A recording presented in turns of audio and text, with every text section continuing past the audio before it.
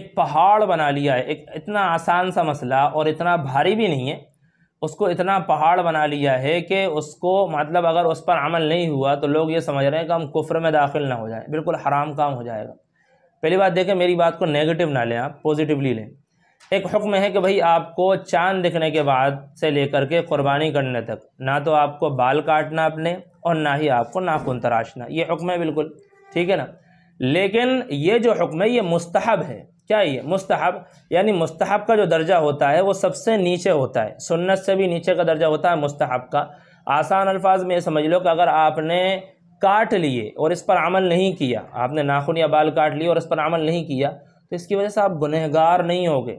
दूसरी चीज़ ये कि ये जो हुक्म है ये उस शख्स के लिए है या उस औरत के लिए है जिसकी तरफ से क़ुरबानी हो रही है, उसकी तरफ से, हर एक के लिए नहीं है। जो आजकल के नौजवान जो हैं जिनके ऊपर माल और दौलत भी नहीं है, जिनके पास उनके ऊपर क़ुरबानी भी नहीं होती, वो बहुत टेंशन में घूमते फिरते रहते हैं। तो अल्लाह के बंदों, हम उनको उन नौजवानों को ही कहते हैं कि बराए करम आप दाढ़ी वाली बात पर अमल करो ना। दाढ़ी क्यों काटते हो? वो तो पूरे साल काटना हराम और नाजायज़ है, आप दाढ़ी क्यों काटते हो? वो कोई नहीं पूछता दाढ़ी काटने का क्या हुक्म है। लेकिन ये जो हुक्म आता है ना, साहब बाल कटवा सकते हैं, नहीं कटवा सकते, और क्या वो कई नाइयों तक जा कर के मैंने देखा है, नाइयों को भी नाई बाल काटना बंद कर देते हैं।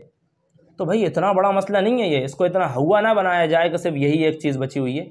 हाँ, अमल करो, अच्छी बात है, लेकिन इसकी वजह से कई मरतबा क्या होता है कि लोग कुर्बानी ही ख़त्म कर देते हैं। एक साहब ने मसला पूछा, बल्कि दूसरे ने उनकी तरफ से उनके सामने पूछा बकरीद के निकलने के बाद कि मुफ्ती साहब इन साहब ने जो कुर्बानी नहीं की, वजह पूछी तो कहने लगे हमने बाल काट लिए थे। तो हैरत हो रही है, बाल काट लिए तो कुर्बानी ख़त्म कर दी? नहीं, बल्कि एक मसला और जो मैं इससे पहले भी बता चुका कि अगर आपको 40 दिन तकरीबन होने वाले हैं और आपने ये जो गैर ज़रूरी और गंदगी वाले बाल होते हैं, बगल वाले या इसी तरीके से दूसरी जगह जो गंदगी वाले बाल होते हैं, अगर आपको 40 दिन हुए जा रहे हैं और आपने अभी तक सफाई नहीं की, तो अब ना काटना गुनाह हो जाएगा।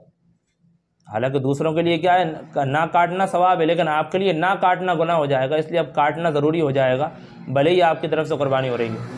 तो इसलिए ख्याल रखें, सही मालूमात का जहन में होना ज़रूरी है।